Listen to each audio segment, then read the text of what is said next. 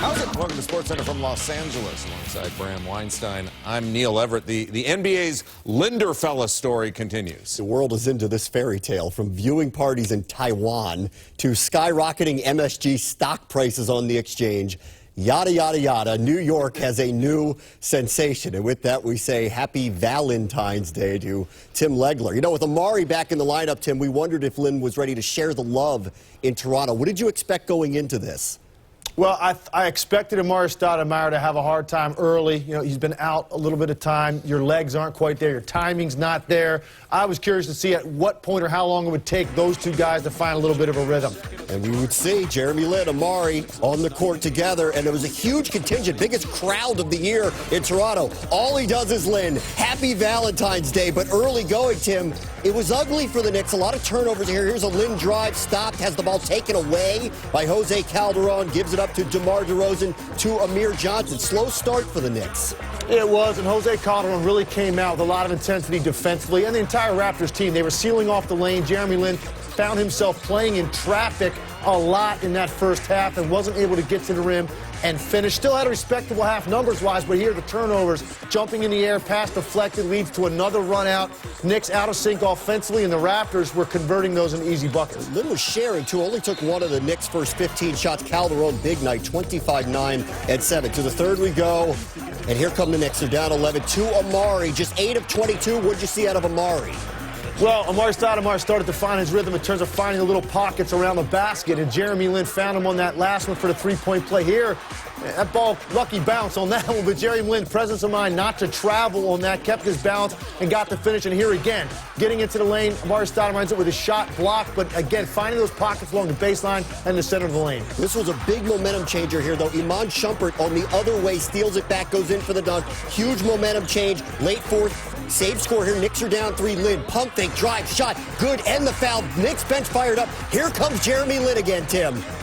Tremendous poise to not rush that three-pointer. He gave the ball fake. It froze Calderon, got to the lane, contact, and a good body control to tie that game with the three-point play. Tied at 87, Leandro Barbosa, the air ball. Knicks get it with a chance to take the lead, and on that possession, Shumpert, no good. Tyson Chandler, offensive rebound, back out to Lin, and they spread the court here, opening it up for Jeremy. One-on-one. He backs everybody down. 10 ticks to go. It's going to be the Lin show. And he pulls up here for the Lin. And yes, he's done it again. 5.5 to go. Jeremy Lin writes a new chapter. Here's how it sounded from the New York point of view. Lin puts it up. Bang! Jeremy Lin from downtown, and the Knicks take the lead. I'm just glad it went like this so we can calm the Linsanity down a little bit.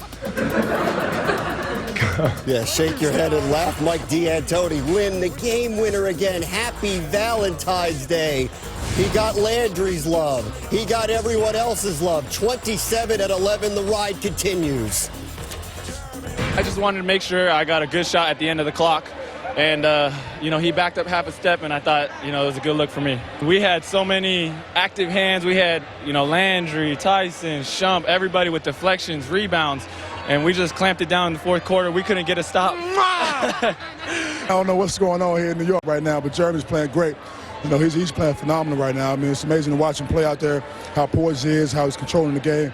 That's what we need from our point guard. He's doing a phenomenal job. He's too good to even call a timeout. It's easy for a coach. You're just watching, you're in awe. I mean, he only held it until 0.5 of a second left.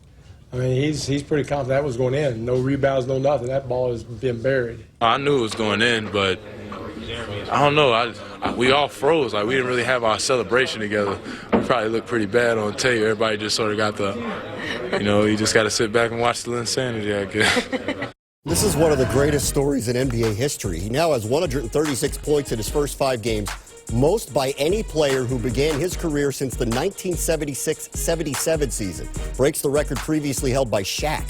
Lin also has at least 20 points and 7 assists in 6 straight games, the longest in the league this season. And oh yeah, the Knicks have now won 6 straight. So let's bring Tim Legler back in. What did you make of the final shot, and what did you make of his gumption to take it there, Tim? Well, a couple of things here. I think the thing that really stands out to me, and particularly in this game with Jeremy Lin, at no point did he show any frustration or get flustered. You talk about, really poor second half against Minnesota and then a really poor first half against Toronto in this game. That's 4 quarters of substandard basketball by any point guard standards, but he never gets frustrated. Doesn't change his expression. He keeps coming back. He wants the basketball the next time, the next possession.